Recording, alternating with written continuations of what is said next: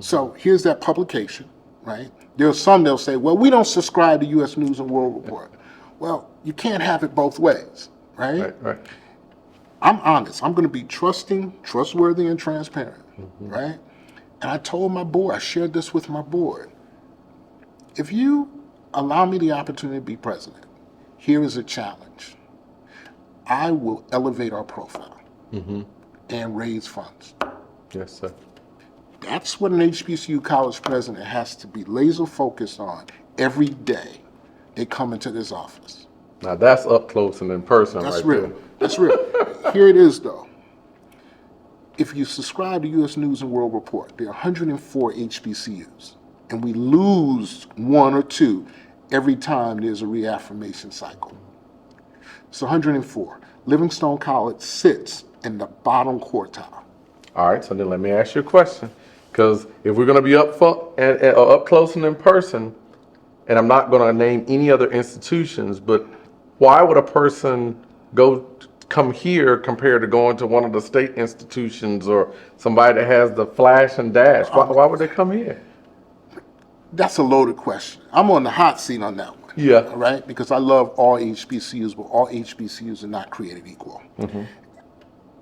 Let me just finish this last statement, and I think that will at least open a window for us to continue, and then I can give you more commentary as it relates to your question. Okay. When I talked about being in the bottom quartile, right, that's where we rank. They look at your output data, graduation rates, right, persistence rates. If we lose historically, no matter who's been president, last 20, 30 years, we lose anywhere between 47 to 53% of our freshman class. So when people look at your graduation rates, they go, oh my God, that's dismal. But they don't understand, if you're taking students who are at risk academically and socioeconomically in the same pool, they're not going to matriculate at the same rate. So for some, it will be 5, for some, it will be 6 years. What no one talks about are the number of students who come to Livingstone because some of the higher profile HBCUs in North Carolina said no. They come here, get healthy, but because they're more affordable, more attractive, with more amenities, they come here, get healthy, and then they leave. Wow. That still impacts my graduation rate. So I'm pushing UNCF and others that when we start making calculations, can we start talking about the students that we save and serve? Yeah. And it's funny you say that. I'll be honest. Coming here, when I came, I'll be honest, I came here because I didn't have like 50 options. I had maybe 5 options. And I did say it, I'm a transfer. But I'll never forget Miss Allen. I was just walking around one day and she said, baby, this is home for you. And she took me right past what we would call the maples and the oaks. And now I'll stand up and fight for Livingstone as if it's my family, because it is my family. That's how I feel. Because U.S. News and World Report, though, they got it right. And we have not shared our story from our lens. Numbers have a narrative. Here's what U.S. News and World Report said. They might be in the bottom quartile, but they're ranked number 20 among top performers on social mobility. Yep, that's true. So true. Can I use an urban contemporary vernacular? Go ahead and do it. What that mean? What that mean? What does that mean? That means that we are unapologetically on mission because we take students where they are. And by the time they finish, guess what? They're on the path to prosperity and wealth generation. Here's the remix. Students who come to Livingstone College have the capacity to compete and contribute in a global context with competence and confidence. Yeah, I can attest for that, because coming here and thinking of the humble things that my firm has been able to do, it's just fascinating. And many of those professors, some have left us, but boy, they may have left us here, but I would still remember what Mr. Cornegay was saying in the College of Social Work. Samuel I still Cornegay. remember that. Yeah, man. That guy was a rock star. And you didn't have to be a social work major for him to influence your matriculation. Everybody I was a business major. Yep. And I would go to his office. Everybody knew Mr. Quartergate. Yeah. All right, I got to stay on task. 'Cause Man, I know on task, on target, on time. That's it. That's it. So when I start looking at because you did answer my question, why should you come to Livingstone? Well, don't come here just to get healthy. Come here to stay here and make yourself better. So, when we start looking at everything that's taking place, you're talking about the deference. So obviously there's a need, but the United Way asked for money. The YMCA asked for money. Your church asked for money. Paint a picture that someone that may have had a bad experience, no experience, or an unknown experience in investing in Livingstone College. Why should someone invest now? You're the 13th president, but I've heard that before and I've seen this. But why should they invest now? I will never be a president that will ask you for money. I know. That sounds a little off. I remember sitting down with Peter Aranda, one of my mentors, and when I think about my growth trajectory, I am much of who I am today because of Peter J. Aranda. But I remember one day he says to me, "How much money are you going to raise me?" I said, "I'm not going to raise you any money. Matter of fact, I'm not going to ask anybody for money." He said, "This is a development job."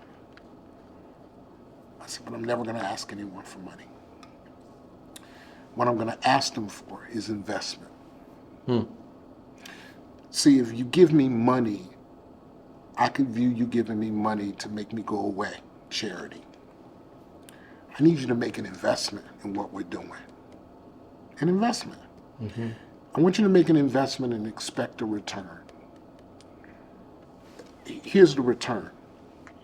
If I can take young men and women, regardless of their socioeconomic status, young men and women who in many instances don't have any hope, provide them or undergird them with wraparound services, but more important, access, opportunity, and exposure, and we develop them and give them a diploma with Livingstone College's name on it, from an accredited HBCU, I meant to say that, by Sachs, 10 years without a sanction or recommendation. With our little $6 million endowment, we navigated a Sachs reaffirmation process without one sanction, one recommendation. Huge. That means that we're doing something right. That means our academic house is in order, our financial house is in order, and we've demonstrated that education is happening. We have a focus to the future. That's what that means. Yeah. It's a good time to make an investment and wait on the return. But the returns don't always happen immediately. You have to be in it for the long game. So my challenge to all alumni is every alumnus to give every year. And I'm making it easy for everyone to invest in Livingstone College. As a president, I only have 3 buckets or 3 priorities that I'd like for alumni and friends to fund. Here it is. Capital infrastructure. Number 2, scholarships and persistence grants. And number 3, our endowment. That's it. 1, 2, 3. That's it. Invest to get the return. And return on investment, the ROI, the I is not investment. I want to be able to show you return on impact. I want to let you know how your dollars impact what we're doing here on the campus of Livingstone College. I love it. I love it. Well, the Griffins have invested, and we will continue to invest in our institution. So I only have 2 more questions because just 2, Man. just 2. But this was a little weird, and it kind of fits your DNA. So you've been here 180 days, 190 days, and many times presidents have their party, their inauguration. I look at social media, and it was like, so is he not going to have an inauguration? So, first of all, you're talking about not asking people for money, in theory, and now you hadn't had your inauguration. As the kids would say, what's up? Well, you have to know how I'm wired. It's never about me. Contrary to what anybody might say or believe, it's never about me. It's always about the population that I serve. Here's a statement that I share with my faculty, staff, and my students, right? If service is beneath you, then leadership is beyond you. Say that one again now. If service is beneath you, then leadership is beyond you. I told the board if they would consider me for this opportunity, that I would not be a hireling, that I would be a shepherd of this campus. I'd be a shepherd of this campus. Why postpone my inauguration? There was some who said, well, you know, you need to do it 6 months after you've been named. Right. Oh no, he's not, he's breaking tradition. Yeah, I am. Because 6 months after I've been selected would have put me right April? Yeah, May, now, like graduation, yeah. where I'm trying to help my students gain employment because I have to be able to sell our product. So as I'm going out meeting new corporations who now have recruiting relationships on this campus, who are making investments, it's part of the ecosystem. Yeah. I can't take time out to have a party, Ken. I have to be about the business of being the 13th president. And so one of the things I wanted to do was make sure that I'm working to get my students jobs. Not only help them be gainfully employed, because I think it's a travesty for them to come and spend $26,572 for 4 years and then leave unemployed, underemployed. So I'm out here telling companies, here's an opportunity for you to not only mine talent, but make talent. In my first 100 days, I have companies who signed on already. Companies like Walmart Corporate, not Walmart go sit and work at the cashier counter, but corporate, where they're making the business decisions. I have companies like Coca-Cola Corporate, company recruit on my campus, and the list goes on. I have a number of corporations, Xerox, coming to our campus, recruiting our students.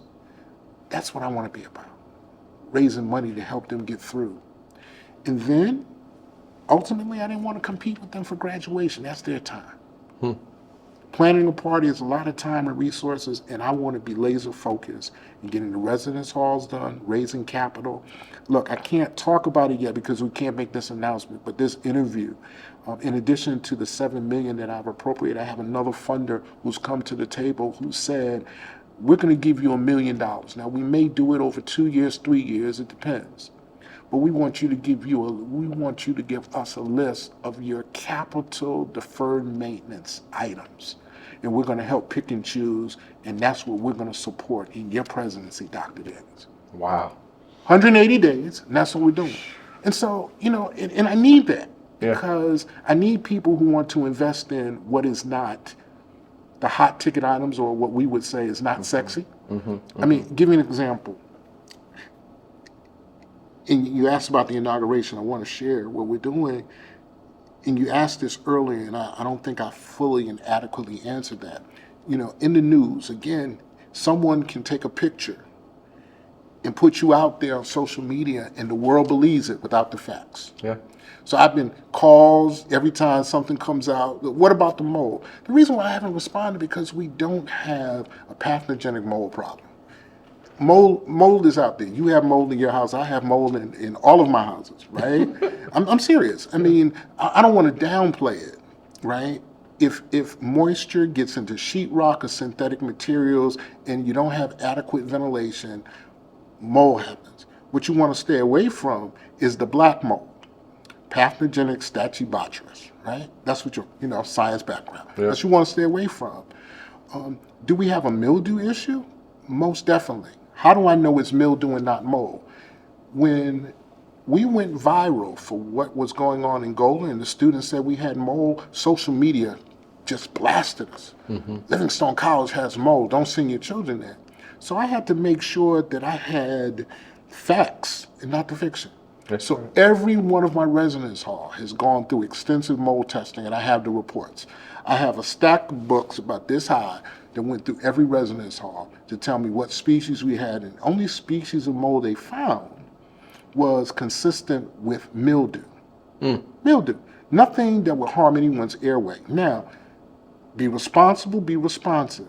At the end of this year, part of that $7 million capital refurbishment project, we're going to go through every single residence halls professionally take care of all of our air ducts, all of our units, and we're going to try to create an environment where we have a fresh campus as it relates to that, but we do not have a mold problem, a pathogenic mold problem, black mold on the campus of Livingstone College. I was silent because I can't comment on something that we don't have. Right. But if you take a picture of mildew and say, oh, this is black mold, mildew is black. It looks just like black mold. But unless you have air samples and tape samples sent to an accredited laboratory, which we have done, Good. do that.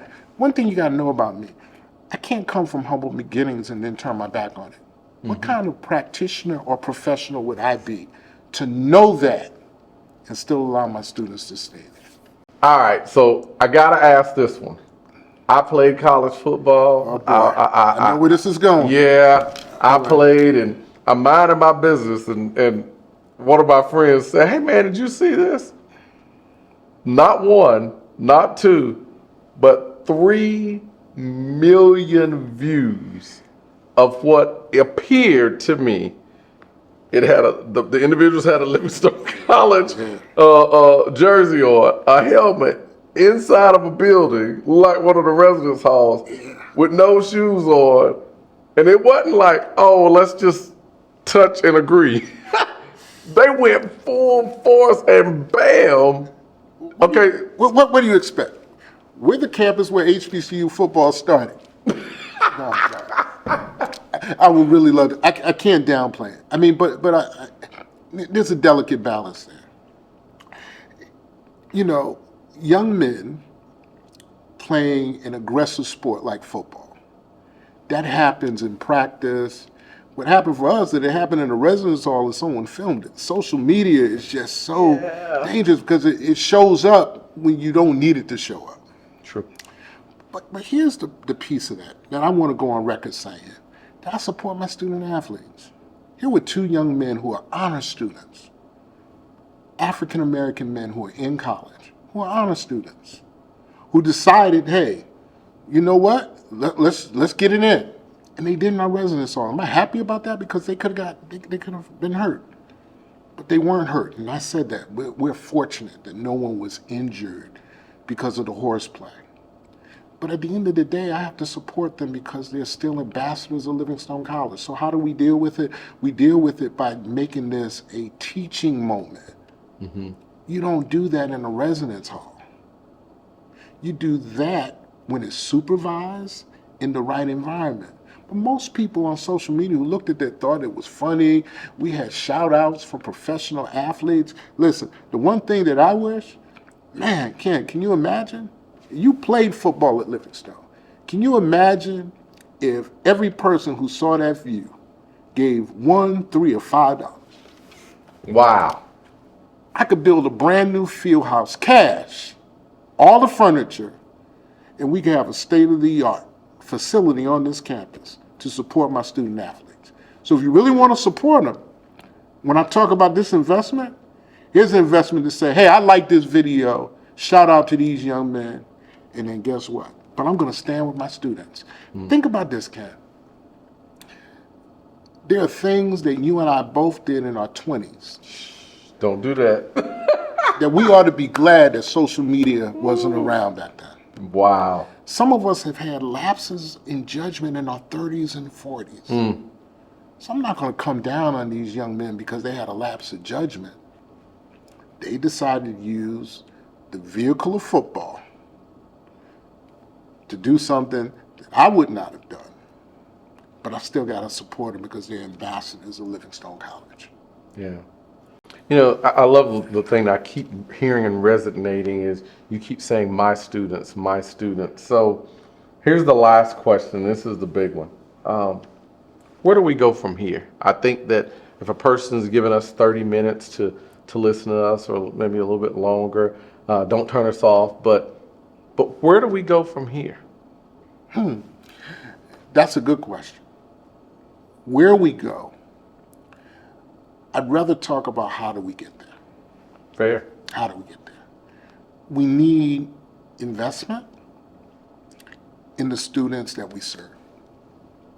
Most of them can't afford to be here. You don't know what it's like to go to registration day. 73% of our students are first generation. They've never been on a college campus before, and their families have never been on a college campus. Think about being in the registration line. People say, well, why does it take so long to get through registration? You know why it takes so long? Because our students get caught in one pocket in registration. You know what that is? Financial aid. Financial aid, yeah. We can have everything else, but you got to negotiate that. To look at a parent and say, we don't have anything. If you let them in, we'll get you the money next month, we promise. Crying. And we have alums at this institution has done so much for so many with so little. Would rather criticize than make a contribution. I need every alumnus to make a contribution. Restrict your contribution to what you want to go to. Like I thank you and Sherry. You guys gave major contribution, but you trust the institution because of your history and your influence as it relates to the institution. You trust us. Come see what we're doing. Just don't get on Facebook and social media and condemn us without at least checking us out. Make that contribution. How do we get here? Again, 5 things that we have to be about over these next few years if we're going to survive and thrive. Building our enrollment. That's critical. Our engagement platforms. How do we engage all of our various constituents and stakeholders? Understanding the difference between managing a budget and an economic model. Number 4, how do we empower our students? How do we make sure that we are delivering a product that business and industry will beat down on doors because they know that they have a fully developed practitioner coming from a school named Livingstone College? And finally, how do we build a sustainable endowment so that we can be need blind? I told you that we behave as if we have an $84 million endowment in place. 84 million. Wouldn't it be nice to have young men and women say, I want to go to Livingstone College because I want to unlock my potential, unleash my power, and have my purpose unveiled. Wow. That is incredible. You know, it's just humbling. When we start talking about up close and in person, I want to thank you. But I also want to thank your wife. I want to thank your children. I want to thank all the faculty and staff, members of the board, people that are giving, because I can tell you there are individuals that are giving, personal ones that I know, and even for the ones that aren't giving right now, because after hearing this right here, and we're going to do a series of these, this won't be a one and done, because I think it's important. If voices are going to be shared, we've got to make sure that the voice is heard. So are there any closing statements or any closing thing that you think that in up close and in person, part 1, what do you want others? I think we covered it. I mean, I can talk about Livingstone College all day. But when the board selected me to be president, it's humbling. Because people with my backstory seldom become college presidents. They seldom go to college. Yeah. But they gave me the title of president and CEO. I'm the president and the chief executive officer, which means that everything I do has to be about the betterment of Livingstone College. And if Livingstone College can be better, then better we will be. We're not perfect. And if anyone out there feels as though that they have found an organization that's perfect, I would say don't join it, but don't hitch your wagon to it, because I don't want you to be the one to mess it up. But no, I'm encouraging everyone to support what we're doing. The inauguration is more than a party. It's a party with a purpose. It's celebrating the 13th president of Livingstone College. I get it. But it's not about me. It's about the people we serve. And so September the 20th through the 24th, the inauguration committee has come up with what I believe to be a humbling inaugural celebration for me, the 13th president. The theme is engage, empower, educate, stating our resolve showing our relevance, securing our resources. That's it. On Thursday, I am most humbled that we will bring young men and women from across this country who are aging out of foster care for a foster care aging out symposium. And then they'll have an opportunity to interact with the students of Livingstone College. Day partying on the lawn with my students. That's what we're doing that Thursday. That Wednesday, we kick it off with a tribute to STEM and workforce development. I didn't get a chance to talk about what we're doing in the area of workforce development and STEM. I'll do that on the next interview. Good. All right? But then that Friday, we'll have the investiture service, and that night they're going to have Jeffrey Osborne. And then Saturday, the First Lady is having a wellness and well-being luncheon for everyone, where we'll tackle mental health, wellness. And for the guys who want to play golf, we got a golf tournament, putting with a purpose.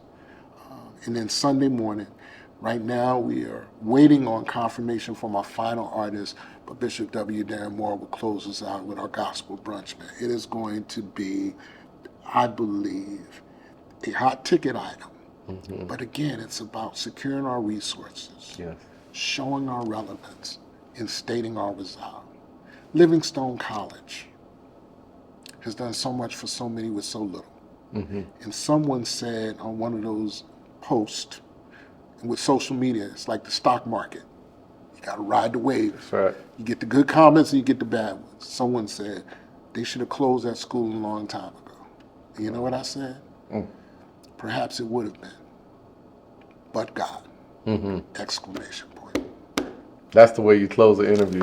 13 up close and in person. That's it. Thank you so much, and just I look forward to it, and I pray many blessings upon you and yourself and your health and success. And thank you for giving me this opportunity to sit with you, Kinston Griffin, and all that you do, because everywhere you go, you can talk about you going to Clemson, but you always lean in that you're a product of Livingstone College. Yes. Resilient, relevant, and ready. Can we do it one time for the That's interview? it. Who you with? LC.